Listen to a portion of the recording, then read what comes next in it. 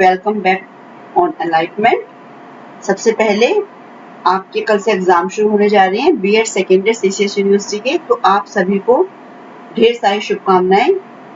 आप बहुत अच्छा सा पेपर करके आए और उम्मीद करती हूँ कि जो आपने सेशन अटेंड किए हैं उन सेशन में से आपको क्वेश्चन जरूर मिल जाएंगे। ये भी आपका एक लॉन्ग क्वेश्चन के लिए इम्पोर्टेंट क्वेश्चन है जो कि आज आपसे डिस्कस किया जा रहा है। ये है क्लासरूम मैनेजमेंट इन इंक्लूसिव एजुकेशन। जो हमारे इंक्लूसिव एजुकेशन बच्चे लेते हैं, यानी कि हर तरह के बच्चे इस क्लास में होते हैं, तो उनके लिए क्लास मैनेजमेंट टीचर को किस तरह से करना चाहिए, तो मैं डॉक्टर अनीता आज आपसे ये डिस्कस करूंगी। और यदि आपको वीडियो पसंद आती है अपने साथियों के साथ शेयर कीजिए और इसको लाइक जरूर कीजिए। और यदि आप न्यू व्यूअर्स हैं, चैनल को सब्सक्राइब कर लीजिए, बेल आइकन के बटन को हिट कीजिए, जिससे कि आने वाले हर वीडियो का नोटिफिकेशन आप तक पहुंचता रहे और आप इस तरह की एजुकेशन वीडियोस और क्लास सेशन अटेंड करते हैं। तो हम बात करते हैं क्लासरूम मैनेजमेंट की। जैसे ये नाम से ही पता चल रहा है, मैनेजमेंट यानी कि मैनेज करना। किसी भी काम को हम किस तरह से मैनेज करते हैं। जो टीचर होता है वो अपने क्लासरूम को अपने स्टूडेंट के साथ कैसे मैनेज करता है, कोई भी एक्टिविटी कराता है तो उसको किस तरह से मैनेज करता है। जब हमारी इंक्लूसिव क्लास होती है उसमें थोड़ा सा ये मैनेजमेंट करना टीचर के लिए थोड़ा और एक चैलेंज हो जाता है, क्योंकि यहाँ पर हमारे पास विभिन्न आवश्यकताओं वाले बच्चे होते हैं, डाइवर्स नीड वाले स्टूडेंट होते हैं, उनकी अलग अलग नीड्स होती हैं, तो उन सभी की नीड्स को ध्यान में रखते हुए टीचर को क्लास मैनेज करनी होती है। अब देखते हैं concept of class management. Classroom management is mainly related to education. ये एजुकेशन से मेनली जुड़ा है, क्लासरूम मैनेजमेंट की बात हो रही है।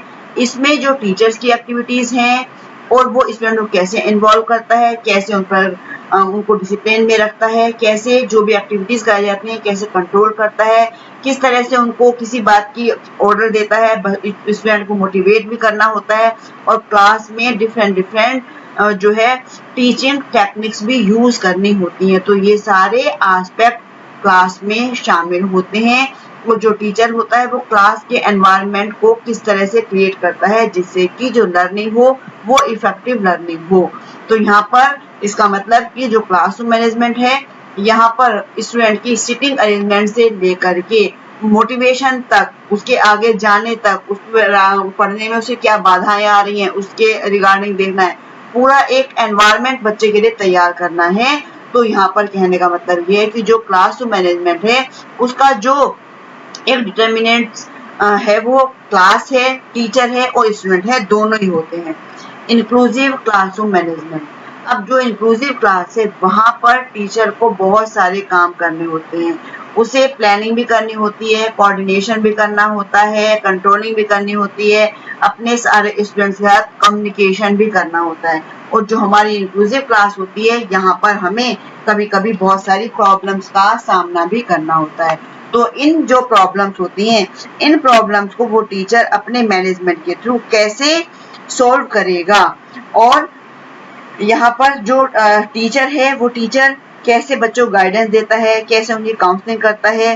जो टीचर और स्टूडेंट के बीच में जो भी रिलेशनशिप होंगे वो उसी तरह, जैसे रिलेशनशिप होंगे उसी तरह की टीचिंग लर्निंग एनवायरनमेंट होगा। तो यहाँ पर क्या है कि बच्चे तभी उसमें इंटरेस्ट लेंगे लर्निंग में, जब क्या है कि उनका जो है एडजस्टमेंट क्लास में तरीके से होगा। मान लीजिए किसी बच्चे को जो विजुअली इम्पेयर्ड बच्चा है तो टीचर उसे बिल्कुल पीछे बैठा देता है, तो इसका मतलब वो क्लास मैनेजमेंट सही से नहीं हो पा रहा है। टीचर को देखना है कि मुझे कौन से, किसी की हाइट कम है तो उसे आगे बैठाना है, किसी को स्पेक्स लगे हैं उस बच्चे को आगे बैठाना है, और ये भी देखना है कि ब्लैक बोर्ड से कितनी दूर बैठाना है, जो जिनकी हाइट जो लॉन्ग हाइट वाले हैं उनको पीछे बैठाना है। तो यहाँ पर ये देख लेना है कि किस तरह से क्लास में बच्चों को एडजस्ट करना है। और इंक्लूसिव क्लास मैनेजमेंट के लिए पूरा भरसक एफर्ट किए जाते हैं टीचर के द्वारा। और क्लासरूम मैनेजमेंट को इफेक्टिव बनाने के लिए जो बिहेवियरल एक्टिविटीज होती हैं उनको भी सहायता टीचर को लेनी पड़ती है। तो इससे पता चलता है कि जो बच्चे में क्या करना है टीचर को उसके अकॉर्डिंग करना है। जैसे कि एक डेफिनेशन भी है इसकी कि कक्षा प्रबंधन वह प्रक्रिया है जिसमें अध्यापक और विद्यार्थी के संबंधों और अंतर संबंधों के माध्यम से अधिगम की प्रक्रिया संपादित होती है और कक्षा में कार्य और क्रियाकलाप में अधिगम परिस्थितियां उत्पन्न की जाती हैं। मतलब कहने का मतलब यह है कि जो क्लासरूम मैनेजमेंट है वहां पर एक क्या होता है, टीचर है, स्टूडेंट्स हैं, उन दोनों के बीच में इंटरेक्शन होता है और उस इंटरेक्शन के थ्रू लर्निंग जो है, लर्निंग का प्रोसेस होता है, लर्निंग प्रोसेस को किया जाता है और यहाँ पर क्लास में जो एक्टिविटीज हैं उन एक्टिविटीज के थ्रू लर्निंग एनवायरनमेंट को डेवलप किया जाता है। तो ये टीचर के हाथ में है कि वो लर्निंग एनवायरनमेंट कैसे क्रिएट करता है, अपनी क्लास को किस तरह से मैनेज करता है। अब देखते हैं कि प्रिंसिपल कौन कौन से हैं क्लास मैनेज करने की। तो जो ये क्लासरूम मैनेजमेंट है ये कॉम्प्लेक्स प्रोसेस है। इसके कुछ जनरल प्रिंसिपल हैं और कुछ इसके स्पेसिफिक प्रिंसिपल हैं। जैसे कि हम यहाँ पर देख रहे हैं, फर्स्ट है general principle of classroom management, कक्षा प्रबंधन का सामान्य सिद्धांत। तो जो जनरल मैनेजमेंट है वो ये क्या कहता है कि जो क्लासरूम मैनेजमेंट में हमें ये ध्यान रखना है कि जो स्टूडेंट हैं उनको ज्यादा से ज्यादा हमें एक्टिविटीज में इन्वॉल्व करना है।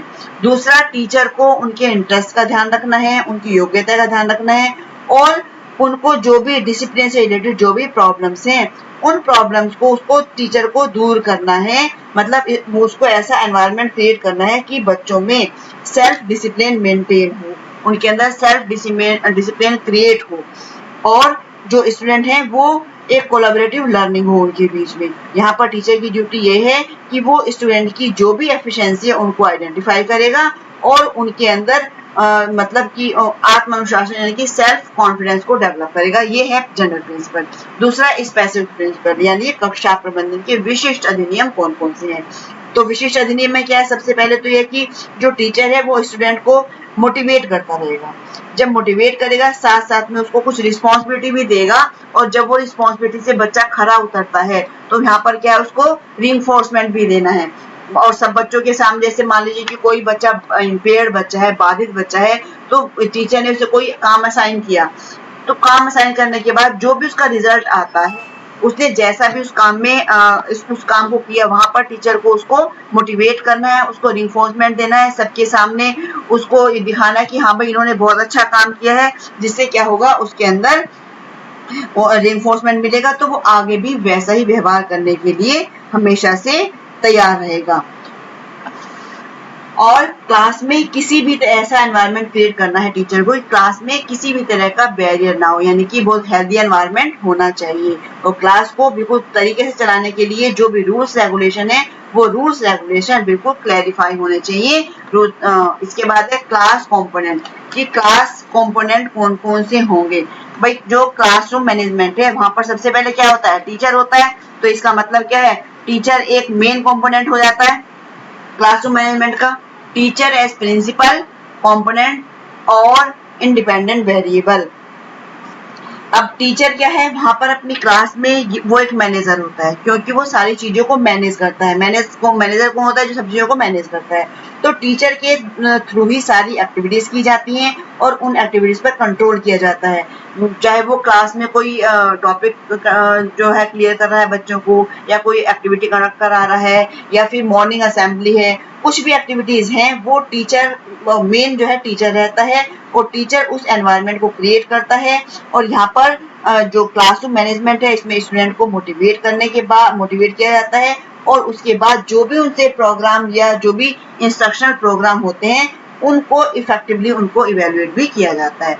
दूसरा स्टूडेंट क्या है, स्टूडेंट। पहला कंपोनेंट क्या था, टीचर, क्योंकि टीचर सारे काम कराता है, टीचर के थ्रू ही सारी एक्टिविटीज कंडक्ट की जाती हैं। उसमें इन्वॉल्वमेंट तो स्टूडेंट का होता है लेकिन मेन रोल टीचर का होता है। टीचर ये देखता है कि मुझे कोई भी एक्टिविटी किस तरह से करानी है, किस किस बच्चे को मुझे उसमें क्या मॉनिटर करवाना रखना है, किसको कोऑर्डिनेटर बनाना है, तो ये सारा काम टीचर का होता है। दूसरा कंपोनेंट क्या है, स्टूडेंट दूसरा कंपोनेंट है। यहाँ पर जो स्टूडेंट है वो डिपेंडेंट वेरिएबल है। किस पर डिपेंड है, वो टीचर पर डिपेंड है। टीचर इंडिपेंडेंट है, वो अपने आप अपने काम करता है। और स्टूडेंट क्या है, वो टीचर जो उसको बात बताता है या काम दिया जाता है टीचर के थ्रू, वो बच्चे को करना होता है या किया जाता है। तो फिर ये क्या है, यहाँ पर डिपेंडेंट वेरिएबल है, यानी कि आश्रित चर है। जो लर्निंग है उसका ऑब्जेक्टिव ये है कि लर्निंग को इजी बनाना, टीचिंग का ऑब्जेक्टिव है लर्निंग को इजी बनाना। और जो लर्निंग है वो हमारी टीचिंग पर डिपेंड करती है। जो टीचर है वो किस तरह की टीचिंग क्लास में कर रहा है, कितनी इफेक्टिवली कर रहा है, क्या बच्चों को वो कॉग्निटिव लेवल डेवलप कर रहा है, उनका इमोशनल लेवल डेवलप कर रहा है, साइकोमोटर लेवल डेवलप कर रहा है। तो यहाँ पर ये है कि टीचर को ये देखना है कि मुझे कौन सा कंटेंट किस तरह से कराना है। तो और बच्चे उसको कैसे ग्रेस्प करते हैं, बच्चे ग्रेस्प कर रहे हैं। यहाँ पर दूसरा कंपोनेंट क्या है, स्टूडेंट हो गया। तीसरा है अदर वेरिएबल्स या इंटरवीनिंग कंपोनेंट। अदर वेरिएबल कौन से होंगे, जैसे कि कंटेंट हो गया, जो कंटेंट टीचर को अपनी क्लास में पढ़ाना है। उस कंटेंट में क्या हो गया कि भाई उसके प्रिंसिपल हो गए कंटेंट के, जो उसमें कोई भी प्रॉब्लम है, प्रॉब्लम सॉल्विंग हो गया, क्रिएटिविटी हो गई, ऑब्जेक्टिव हो गए। और दूसरा हो जाता है हमारा टीचिंग स्ट्रेटजी, या कौन सी टीचिंग टेक्निक क्लास में लगाई टीचर ने, कौन सी मोटिवेशन की टेक्निक्स थी, क्या किस तरह से कम्युनिकेशन किया गया। तो ये हमारे होते हैं अदर वेरिएबल या इंटरवीनिंग। इसके बाद आ जाता है managing classroom behaviour for disabled. जो बाधित बच्चे हैं उनके बिहेवियर को उनके लिए कक्षा प्रबंधन किस तरह से किया जाएगा। अब जो बाधित बच्चे हैं तो यहाँ पर ये देखना है कि टीचर को सबसे पहले establish the rules regulation, class के लिए रूल्स रेगुलेशन को सेट कर दिया जाएगा। ऐसे नियम बनाए जाएंगे जो कि सभी स्टूडेंट के अकॉर्डिंगली होंगे, चाहे वो बाधित बच्चे हैं, चाहे वो जो रेगुलर या नॉर्मल बच्चे हैं, सभी के लिए एक जैसे रूल्स बनाए जाएंगे और सभी को उसमें ध्यान रखा जाएगा। उसके बाद है provide reinforcement on appropriate behaviour. जब बच्चा अच्छा व्यवहार करता है या एप्रोप्रिएट उसका बिहेवियर होता है, उसके लिए उसे रिइंफोर्समेंट जरूर दिया जाना चाहिए। जब बच्चे को रिइंफोर्समेंट दिया जाता है तो बच्चे को गुड फीलिंग आती है और उसके बिहेवियर में भी चेंज आता है। जो टीचर चाहता है, डिजायरेबल बिहेवियर लाना चाहता है बच्चे में, उस तरह का बिहेवियर उसके अंदर आ पाता है। अब इस तरह का जो हमें बच्चे को रिइंफोर्समेंट देना है तो उसे पूरे ग्रुप के सामने या पूरी क्लास के सामने हमें उसको रिइंफोर्समेंट देना चाहिए। इस टेक्निक से की व्यवस्था करने से क्या होता है कि जो स्टूडेंट हैं और टीचर हैं उन दोनों में सही कोऑर्डिनेशन होता है और इस तरह से जो स्टूडेंट हैं उनके सही व्यवहार को शेपिंग भी दी जा सकती है। Use of reinforcement.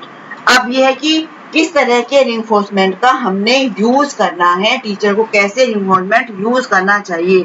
जैसे वो बच्चे अच्छा व्यवहार कर रहे हैं तो टीचर को रिइंफोर्समेंट यूज करना है और ऐसा रिइंफोर्समेंट देना है कि जो स्टूडेंट के लिए इम्पोर्टेंट हो, और टीचर को ये भी चाहिए कि वो पता लगाए कि जो उसके स्टूडेंट हैं वो जब उसने टीचर ने रिवार्ड दिया तो उसके लिए वो क्या कहते हैं। तो स्टूडेंट को टीचर को स्टूडेंट से क्वेश्चन पूछने चाहिए और उनका ऑब्जर्वेशन भी करना चाहिए। उसके बाद है यूजिंग टेक्निक फॉर रिइंफोर्समेंट की पुनर्बलन हेतु प्रविधि का प्रयोग। तो जो स्टूडेंट के जो अच्छे व्यवहार के लिए टीचर्स को रिइंफोर्समेंट देने के लिए डिफरेंट टेक्निक्स भी यूज करनी चाहिए। जैसे कभी वर्बल रिइंफोर्समेंट दे दिया, कभी नॉन वर्बल रिइंफोर्समेंट दे दिया, कभी उसे हम कैश अमाउंट दे सकते हैं, कभी हम उसे कुछ ऐसे गिफ्ट ला के दे सकते हैं। तो ये डिपेंड करता है कि हमारे जो स्टूडेंट हैं उनका मेंटल लेवल क्या है, वो कौन सी क्लास के बच्चे हैं, हमें उन्हें किस तरह के रिइंफोर्समेंट प्रोवाइड करनी है। Using modelling top improve student behaviour. अब कुछ बच्चे ऐसे हो जब जिस बच्चे के बिहेवियर में चेंज आ जाता है तो टीचर जो है उसको एज ए मॉडल भी अपनी क्लास में रिप्रेजेंट कर सकता है, उसके अच्छे व्यवहार को दिखाया जा सकता है और ये बहुत टीचर को बहुत केयरफुलनेस से करना चाहिए। उसके बाद है adapting the classroom learning situation.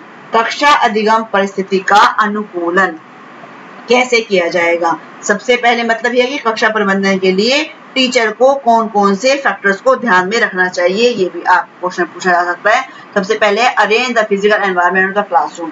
तो क्लास का जो फिजिकल एनवायरनमेंट है उसकी व्यवस्था में भी ध्यान रखना चाहिए कि ये देखना है कि पूरी लाइट की व्यवस्था क्लास में है या नहीं है, और लाइट के साथ साथ कि भाई जो वेंटिलेशन प्रॉपर है या नहीं है, और भाई जो भी हमारा क्लासरूम है वो स्टूडेंट के अनुकूल होना चाहिए जिससे कि स्टूडेंट इंटरेस्ट लेके पढ़ सके। और स्टूडेंट के जो सिटिंग अरेंजमेंट है वो सिटिंग अरेंजमेंट भी हमें एजुकेशन को ऑब्जेक्टिव को ध्यान में लेकर करना चाहिए, क्योंकि जो स्टूडेंट हैं उन पर सोशल इंटरेक्शन का प्रभाव बहुत ज्यादा पड़ता है। स्टूडेंट को इकट्ठा करने के लिए, उनको कार्य देने के लिए और डिफरेंट एक्टिविटीज कराने के लिए भी जो है प्रॉपर प्लेस होना चाहिए। मान लीजिए हमें गेम्स बच्चों को कराने हैं तो हमारे पास प्ले ग्राउंड होना चाहिए, कोई हमें एक्टिविटीज कराने जा रहे हैं तो उसके लिए भी हमें हमारी रंगोली कंपटीशन कराने जा रहे हैं तो उसके लिए हमारे पास प्लेस होना चाहिए कि हम बच्चों की रंगोली कहाँ कहाँ पर बनवाएंगे, हमारे पास कितने ग्रुप हैं, कितना हमें स्पेस चाहिए। उसके बाद है organisation of the instruction environment of the classroom, कक्षा के अनुदेशनात्मक वातावरण का संगठन। अब जो क्लास में जो हमारा मतलब टीचिंग लर्निंग है उसके लिए हमें टीचिंग मटेरियल की भी आवश्यकता होती है, तो वो टीचिंग मटेरियल का अरेंजमेंट हम कैसे करेंगे। तो यहाँ पर जो करिकुलम जो हमारी स्किल्स हैं उनकी इंफॉर्मेशन को कलेक्ट करना और जो इंफॉर्मेशन को किसी सब्जेक्ट को मतलब इंफॉर्मेशन जो है हमें किसी टॉपिक की इंफॉर्मेशन बच्चों को कैसे प्रोवाइड कराएंगे, उसके लिए हमें कौन सी टीचिंग एड चाहिए, कौन सा हम इंस्ट्रक्शन क्लास में देंगे, तो वो इंस्ट्रक्शन का भी जो है एनवायरनमेंट क्रिएट होना चाहिए।